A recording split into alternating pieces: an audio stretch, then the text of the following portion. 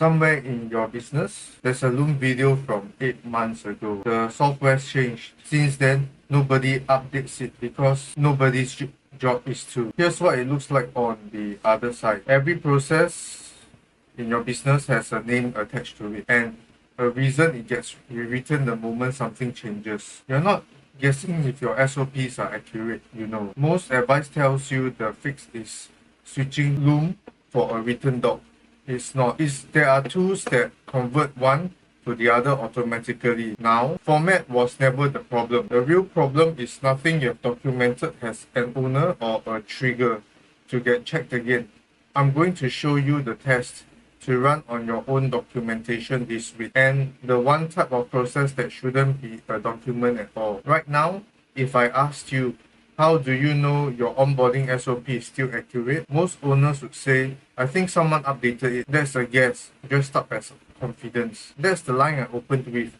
Most owners are in the guessing camp and don't know it. And here's where it actually costs you. It's not the wasted Loom video. It's the thing that happens 6 months later. A new hire follows the outdated version exactly as recorded, does the process wrong, and it looks like they made a mistake. They didn't. Your documentation did. You just didn't find out until it already cost you a customer or a misfiled report. The real spectrum isn't video versus written. It's does this rot or does this maintain itself? Every format documentation sits somewhere on this line. The question that actually matters isn't what format you used.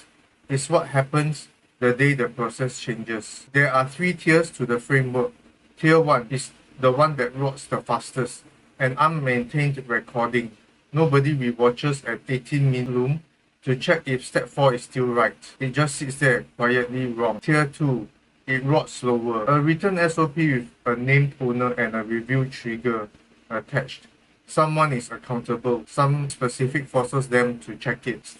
Tier 3, it doesn't rot. The process is hard-coded into a workflow. The software only lets the correct steps happen. There's nothing to forget, because there's nothing left to remember. I spent years inside Singapore government agencies where this wasn't optional.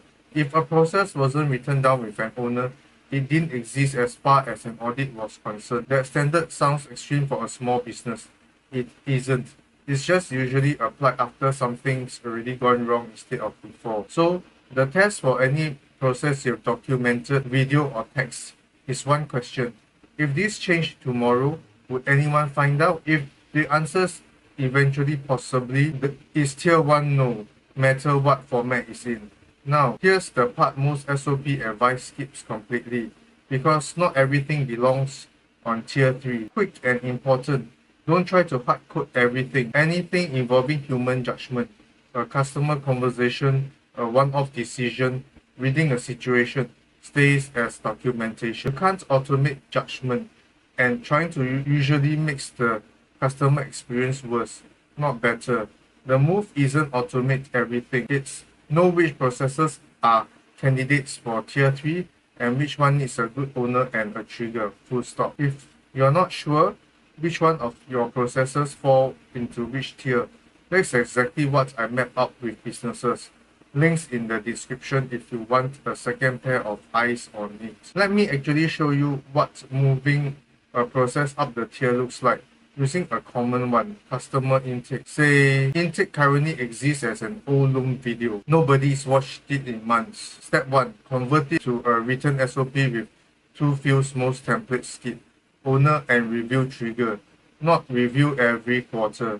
Review when the intake form changes, or review when a lead gets missed. Step 2, look at the actual steps.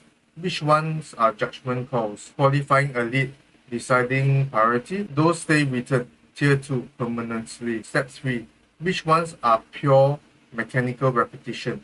Cropping a form submission into a CRM, sending a confirmation email. These are tier 3 candidates. Build the tier 3 piece as a simple automation. Form submission triggers the CRM entry and the email automatically. Now that specific step can't be forgotten or done inconsistently, because it's not a step anymore, it's just what happened. It's the same logic behind a live tool I built and still run, a front desk audit system. A form comes in, it's automatically scored and formatted, and the result goes out by email with every log, no manual step in between. Nobody has to remember to do it. It just happens every time the same way. Remember the new hire from earlier, following the outdated video, that specific failure mode is now structurally impossible for this step. Not because someone tried harder to keep the doc updated, because there's no doc to go stale. Drop a comment. Pick one process in your business right now. Does it have an actual owner? Does anything specific trigger a review? Or is it just sitting there helping nobody ask? So that's the real fix. Not stop using Loom. Attach an owner and a trigger to what you have already got. Then figure out which pieces are mechanical enough to stop being documentation altogether and start being infrastructure. That's the actual work. And it's what I do for businesses that are scaling faster than their systems can keep up. If you want help figuring out which of your processes belong to which tier, I put the link in the description. Take a look, see if it fits what you're dealing with. And if you want to see exactly how I audit a real business front desk from scratch, then follow me.